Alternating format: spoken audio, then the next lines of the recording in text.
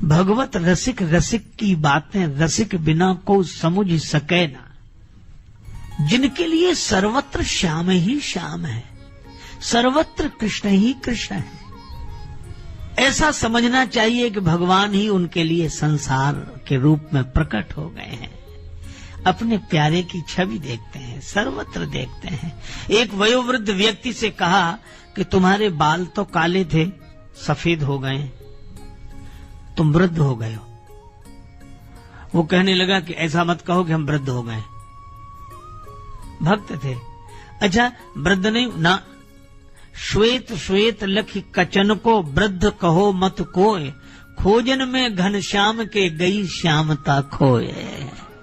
हम तो श्याम सुंदर को खोजने में श्यामता ही खो गई, और सचमुच भगवान को खोजने में श्यामता खो जाती है। श्याम के मिलने पर आनंद ही आनंद। अद्भुत लोग होते हैं। एक महात्मा अभी कुछ वर्ष पहले हमें एक जगह मिले, श्री राम जी का बड़ा सा चित्र रखे, अपने साथ ही रखते थे, वस्त्र में लपेट कर ऐसे। तो आए प्रणाम करने को, अरे उनका आप भगवान को लिए हैं, तो भगवान को उन्होंने बिठा दिया प्रोग्राम। तो बोले महाराज हम थोड़ी देर से आ रहे हैं। तो हमने कहा कहाँ जा रहे हो? कहने लगे वो विद्यालय खुल गया होगा। विद्यालय खुल गया तो राम जी पढ़ते ना वहीं। उन्होंने उस विद्यालय के प्रधानाचार्य जी से बात की कि आपका कुछ नहीं, वो हमारे राम जी को पढ़ा दिया करो। तो कैसे? कि हम कक्षा में बिठा जाया करेंगे। प्रधानाचार्य ने कहा कौन झंझट, बोले आप बिठा जाना है।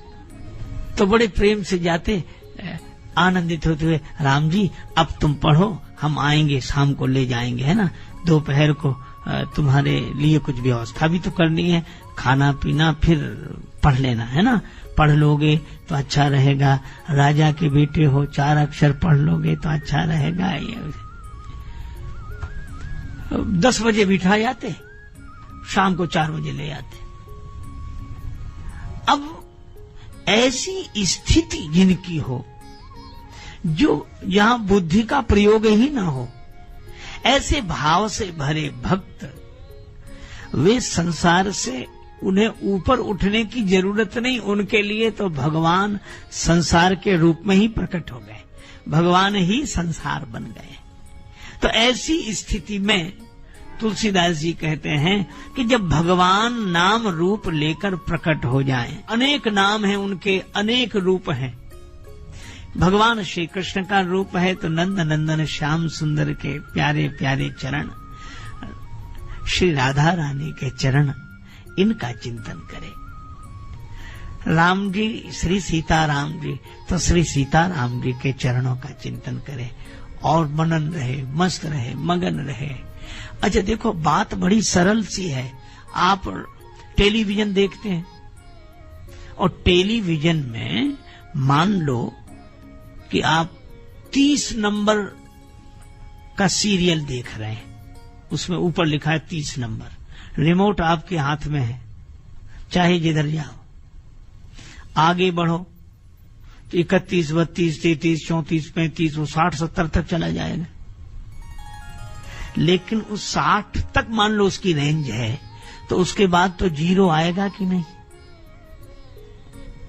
या फिर पीछे लौटना शुरू कर दो, 29, 28, 27, 26, 25, 24, और जैसे इधर 1 आएगा तो इधर भी 0 आ जाएगा।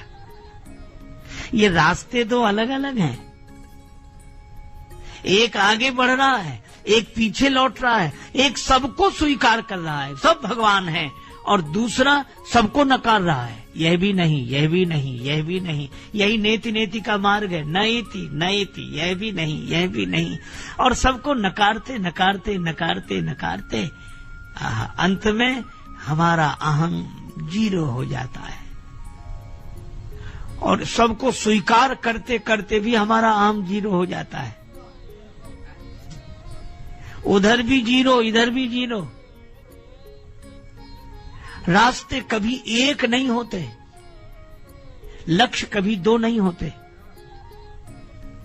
लक्ष्य तो एक ही है, जीरो तो वहां नहीं है, चाहे सबको स्वीकार करते हुए जाओ, चाहे पीछे लौटते हुए आओ। और इसीलिए मुझे लगता है कि रास्तों को कभी एक नहीं करना चाहिए। लक्ष्य कभी दो नहीं होते, लक्ष्य तो एक ही है, जीरो तो वहां नहीं है, चाहे सबको स्वीकार करते हुए जाओ, चाहे पीछे लौटते हुए आओ। और इसीलिए मुझे लगता है कि रास्तों को कभी एक नहीं करना चाहिए, पर लक्ष्य को एक रहने देना चाहिए। आप ऐसे सोचो, मान लो आप किसी शहर में रहते हो, वृंदावन में रहते हो। अब वृंदावन को लेकर लोग तरह तरह की बातें करते हैं।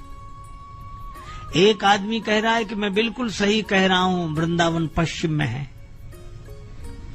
दूसरा कह रहा है कि नहीं, पूरब में है। एक कह रहा नहीं, उत्तर में है। दूसरा कहता नहीं, दक्षिण में है। अब चारों झगड़ रहे हैं, एक कह रहा पश्चिम में, एक कह रहा पूरब में, एक कह रहा उत्तर में, एक कह रहा दक्षिण में। अरे ये झगड़े कर, अच्छा कोई झूठ नहीं बोल रहा है, कोई असत्य नहीं बोल रहा है, लेकिन कोई एक नहीं बोल रहा है, सब अलग अलग बोल रहे हैं।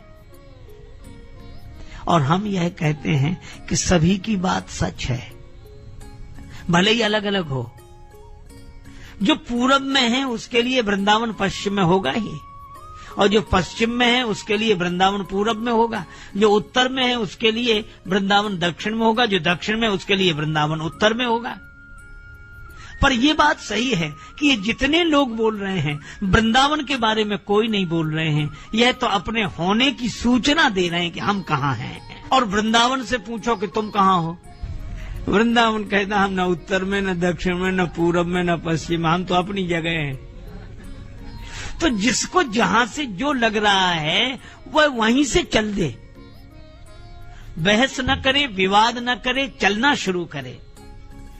और जब वृंदावन आ जाएगा, चारों ही पहुंच जाएंगे, तो न उत्तर रहेगा, न दक्षिण रहेगा, न पूरब रहेगा, न पश्चिम रहेगा, फिर तो वृंदावन ही वृंदावन रहेगा। अभी हम लोग अपनी अपनी जगह से बढ़ते नहीं हैं, वहीं खड़े खड़े झगड़ते हैं, इसलिए पहुंच नहीं पाते। तो मैं आपसे चर्चा कर रहा था कि इस तरह जितने लोग बोल रहे हैं सब सही बोल रहे हैं। इसीलिए हमारे यहां भिन्न भिन्न आचार्य हैं, पर सबने बिल्कुल सही कहा, पर सबने अपने होने की सूचना दी कि वे कहां हैं और अपने लोगों को कहां से भेजना है, इस तरह उन्होंने निश्चय निर्णय किया।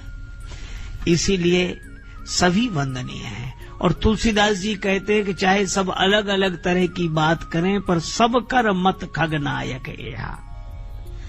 सब एक ही बात कहते हैं, करिए राम पद पंकज नेहा।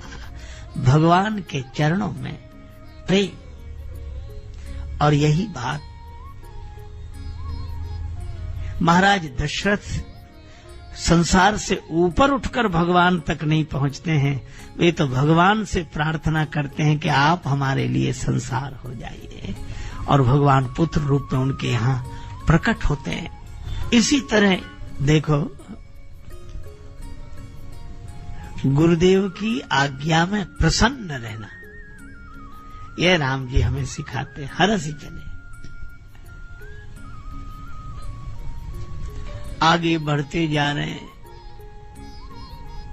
एक आश्रम आया।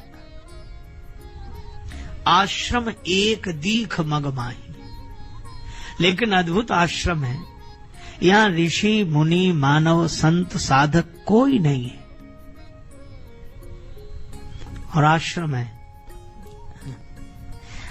अरे और तो और, श्री तुलसीदास जी कहते हैं, खगमृग जीव जंतु ता नहीं,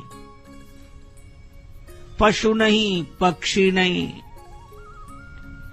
सब आश्रम छोड़कर चले गए। छोटे छोटे जीव जंतु भी आश्रम छोड़कर चले गए। इसका आशय, ये अहिल्या माता का आश्रम है, और अहिल्या माता से जो भूल हो गई ब्रह्मवश, उसके कारण भी इतनी परित्यक्ता मान ली गई हैं कि परिजन परिवारी जनों की कौन कहे, खगमृग जीव जंतु भी वो जगह छोड़कर चले गए। अहिल्या जी के साथ कोई नहीं, कोई साथ देने वाला नहीं, खगमृग जीव जंतु तक नहीं। लेकिन अहिल्या जी पत्थर की शिला बनी पड़ी है।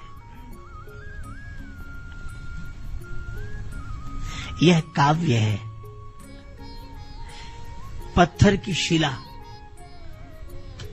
और हमें लगता है कि अहिल्या माता पत्थर के समान, पत्थर को मान सम्मान अपमान कुछ नहीं लगता। सर्दी गर्मी वर्षा पड़ा है, सबने साथ छोड़ दिया, कोई बात नहीं। वह तो मार्ग में पड़ा है, और किस मार्ग में पड़ा है?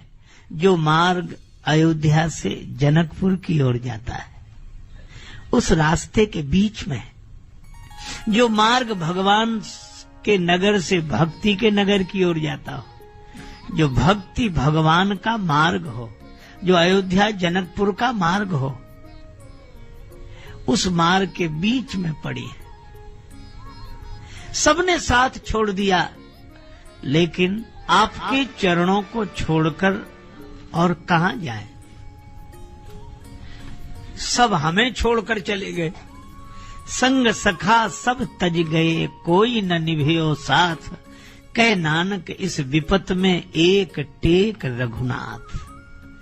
अब तो आपके चरणों का आश्रय है, आपके चरणों का भरोसा है, जाऊं कहां तज चरण तुम्हारे। और हमारा आपका संबंध है, काको नाम पतित पावन जग। हम पतित, आप पतित पावन। श्री बिंदु जी महाराज लिखते हैं, भक्त बनता हूं मगर अधमों का हूं सिरताज भी, और देख कर पाखंड मेरा हंस पड़े ब्रजराज भी। और कौन हमसे बढ़ के पापी होगा इस संसार में, सुन के पापों की कहानी डर गए यमराज भी। लेकिन एक बात है, क्या? क्यों पतित उनसे कहें कि नाथ तुम तारो हमें? क्यों पतित उनसे कहें कि नाथ तुम तारो हमें? हैं पतित पावन तो खुद रखेंगे अपनी लाज भी।